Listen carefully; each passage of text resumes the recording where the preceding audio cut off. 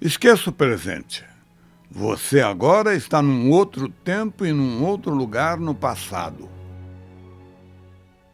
Encontra-se no início do primeiro século da era cristã, numa vibração profunda de amor e de beleza. O século de Augusto, como se eternizou na história, é também o século do Evangelho, o século da Boa Nova.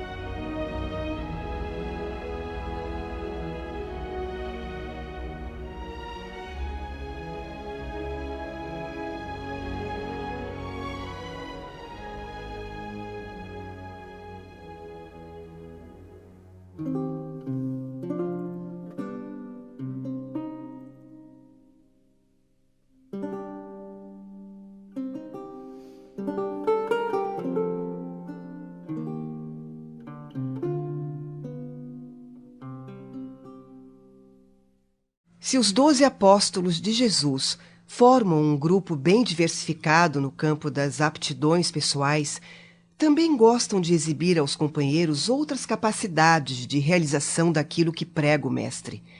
Argumentos como destemor, resistência física e juventude são os mais expostos nas acaloradas reuniões na casa de Simão.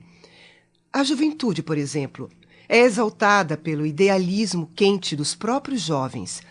Frequentemente, onde a humildade deveria ser bandeira, dividem os discípulos suas opiniões e discutem os projetos futuros pela imposição do grito, muito mais do que pelo ouvir a sensatez do outro.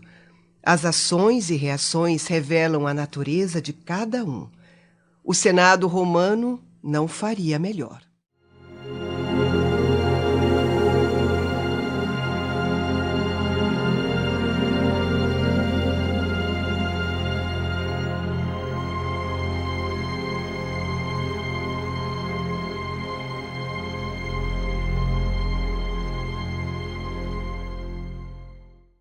As lutas que o futuro nos reserva não serão fáceis. Inimigos poderosos, donos de conhecimentos e armas que nem de longe possuímos, vão nos atacar sem piedade. Por isso, guardo no coração o que Jesus nos ensina e nos braços a força que pode ser necessária. Meu irmão está certo. O que João está dizendo é que nós, os jovens, não devemos poupar forças na construção do reino de Deus neste mundo. Prometo, nesse momento, consagrar minha juventude inteira à causa do Cristo. Tanta vida ainda temos pela frente, que seríamos indignos dela, se não a dedicássemos completamente na destruição dos inimigos de Deus. Somos jovens. Iremos a terra inteira pregar o Evangelho do Senhor. Renovaremos todas as nações do mundo. Já se vê que João, seu irmão Tiago e Tadeu são os mais inflamados. A força e a inquietude dos jovens pode ser contagiante, mas nem sempre boas intenções representam boas ações, sobretudo quando são movidas por uma certa dose de preconceito. Logo que o Mestre nos permitir, sairemos da Galileia pregando a palavra divina. Não tenho dúvida que somos os únicos e mais aptos a executar missão tão nobre. Cabe a nós, mais do que nunca, levar adiante com total fidelidade os novos ensinamentos. Meus amigos, são tantas possibilidades, tanto trabalho a fazer. Será que daremos conta? Você ainda tem dúvida? O que pensa a respeito, Tiago? Somos mais jovens, mais fortes. Levamos muita vantagem sobre Simão Pedro, por exemplo.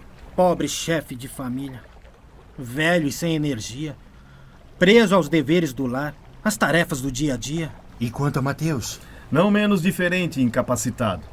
Vítima das obrigações diárias, dos pequenos deveres. Como podemos confiar a ele os serviços do Evangelho? Simão Pedro ouvia tudo a certa distância. cabisbaixo, humilhado. Oh, Pai, sinto-me cada vez mais fraco. Como poderei auxiliar Jesus em tamanha missão?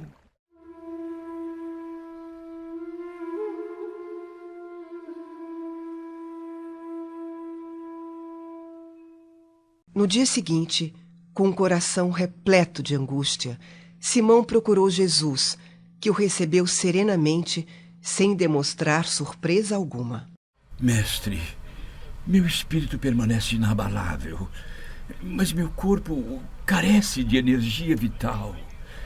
Vejo e ouço os jovens discípulos, compartilho de suas boas intenções, mas percebo que a disposição deles é muito superior à minha. Simão, o tempo, assim como a vida terrestre, nada mais é do que uma árvore grandiosa. A infância são seus verdes e esperançosos ramos. A juventude, suas belas e promissoras flores perfumadas. E se fôssemos contar o tempo neste mundo tão inquieto, quem seria o mais velho de todos nós? Só Deus saberia responder. E por acaso poderíamos perguntar a idade de nosso pai? A velhice, meu irmão, é realização, é o fruto da experiência e da sabedoria. Enquanto alguns ramos morrem logo ao primeiro raio de sol e flores caem à primeira brisa da primavera, o fruto será sempre uma bênção do Todo-Poderoso. Mas sinto no peito um certo receio quando me vejo preso aos mistérios da velhice. Pois não tema a si mesmo, Simão. Somente o fruto da sabedoria contém o doce mistério da vida, e sua fonte jamais se esgotará, afinal habita no infinito do reino de Deus. E quanto ao espírito, mestre? Ele sobrevive às mudanças do tempo e da vida? Na eternidade da vida espiritual, as ramagens e as flores não morrem nunca. Estarão sempre caminhando ao vento do fruto da edificação. Comparada à imensidão espiritual da vida, a existência terrestre é somente 1 hora de aprendizado na estrada infinita do tempo. É por isso que algumas vezes encontramos jovens que parecem ter milênios de experiência e velhos sem reflexão, muito menos esperança. A velhice é então, senhor, o objetivo do espírito? Não a velhice de sofrimento e amargura que se conhece na terra, mas a de sabedoria e amor edificados pela força da experiência. Lembre-se, Simão, de que o fruto perfeito é o frescor da ramagem e a beleza da flor, seguindo sempre o caminho divino entre a semente e o mel. Compreendo perfeitamente suas palavras, Jesus. Mas a verdade é que me vejo cada vez mais arruinado e velho. Escuta, Simão. Por acaso acha que os futuros jovens poderão fazer alguma coisa sem os trabalhos dos que agora estão envelhecendo? A árvore seria capaz de viver sem a raiz, a alma sem Deus? Sinto medo de não resistir aos esforços que minha alma se obriga a cumprir na tarefa de semear sua doutrina, mestre.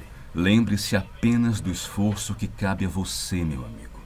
Não se preocupe com a obra que pertence ao Todo-Poderoso.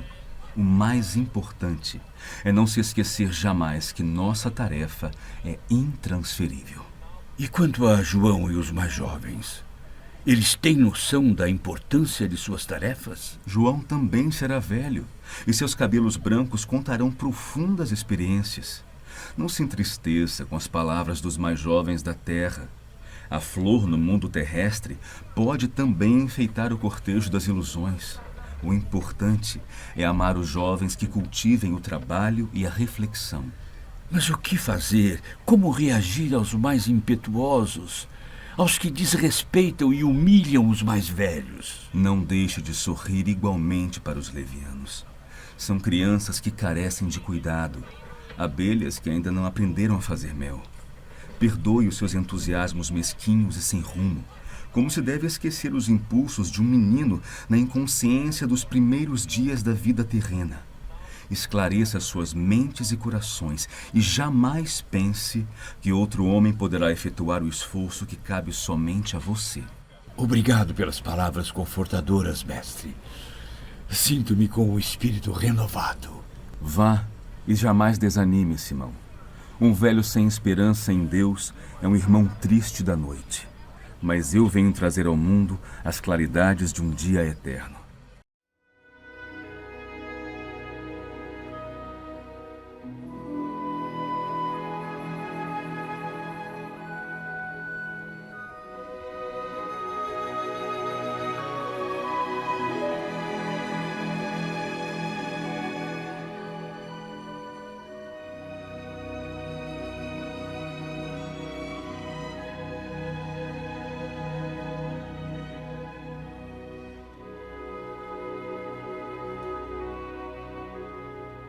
Horas depois, de volta à humilde casa, Simão encontrou Tiago, filho de Cleófas, à margem do lago em companhia de outros jovens.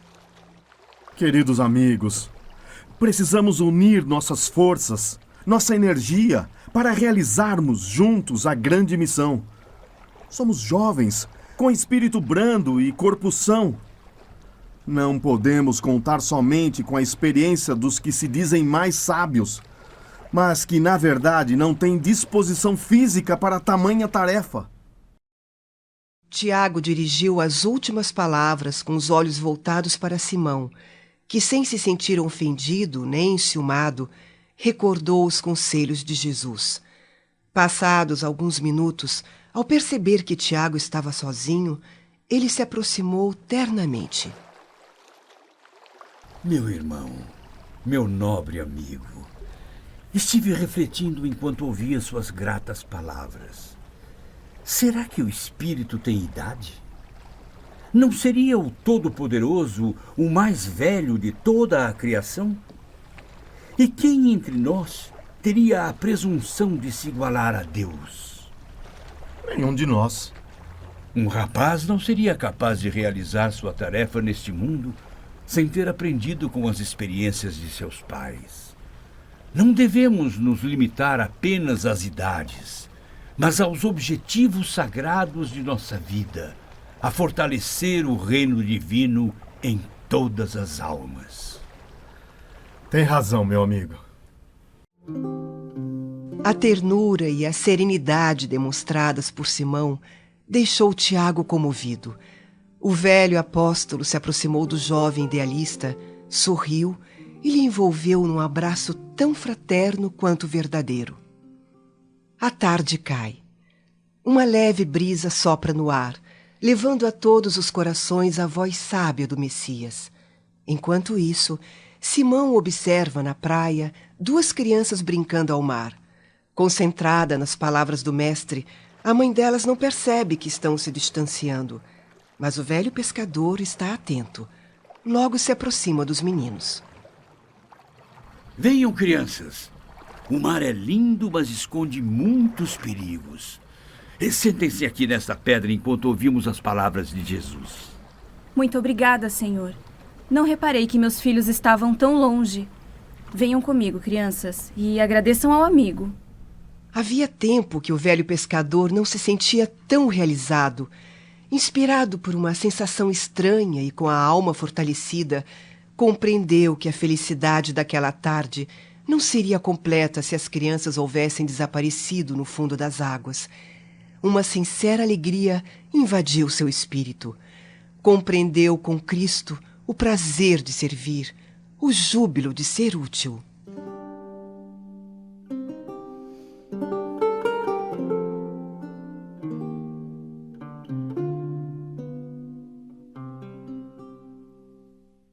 Na mesma noite, Simão adormeceu com a consciência serena e sonhou que se encontrava com o Messias. Ao alto de um monte que se eleva em meio a paisagens tão belas quanto indefiníveis, Jesus abraça com carinho o velho pescador. Por ter levado o esclarecimento ao coração do jovem Tiago, bem como o cuidado carinhoso àqueles 2 pobrezinhos desconhecidos, quase desaparecidos nas águas. Venha comigo, Simão. Contemple o horizonte aqui do alto. Está vendo as cidades, os campos, os mares e as montanhas? Mal posso acreditar, senhor. Mas o que meus olhos veem parece ser o futuro. Sim, meu irmão. Veja como a família humana é imensa, como seus olhos transbordam de agradecimento e amor, crianças, jovens e velhos, unidos pela mesma fé. Amigo fiel! Verdade do céu! Sagrada esperança! Sagrada esperança! Sagrada esperança! Sagrada esperança! Simão despertou, sentindo no peito uma alegria inexplicável, e adormeceu novamente, embalado em sono tranquilo e reconfortante.